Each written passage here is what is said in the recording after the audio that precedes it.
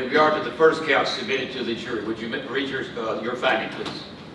We find the defendant guilty of second-degree murder. If you would announce the verdict in regard to the second count submitted to you. Guilty of aggravated assault. 40 seconds changed the life of 21-year-old Tamarion Johnson, now convicted of the murder of 19-year-old Shawnquelle Stanfield in 2018. Stanfield was used to what time means. She understood shot clocks as a basketball player at Hickson High School. Prosecuting attorney Ann Shirlene Davis said the most poignant line in closing arguments. This was the most important clock of her life.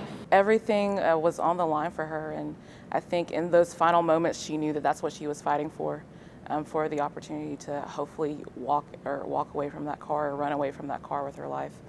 And unfortunately, she was not able to do that. Part of what the prosecution focused on were Johnson's own words.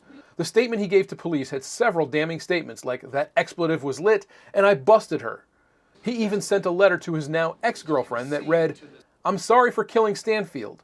While there wasn't much in the way of direct evidence, the statement went a long way toward his conviction. I would say that the jury relied heavily on the statements that he gave and the written statements that he gave.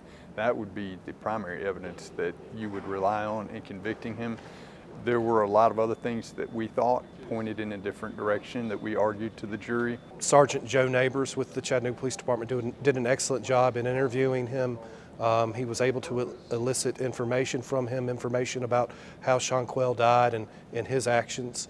And we felt that it was an important piece of evidence, and we think that the jury heard that evidence and they understood it and they came to a just verdict. With his conviction on second-degree murder and aggravated assault charges, Tamarion Johnson is facing a minimum of 11.5 years in prison and a maximum of 25 years minus time served. At the Criminal Courts Building, Scott Corral, News 12 Now.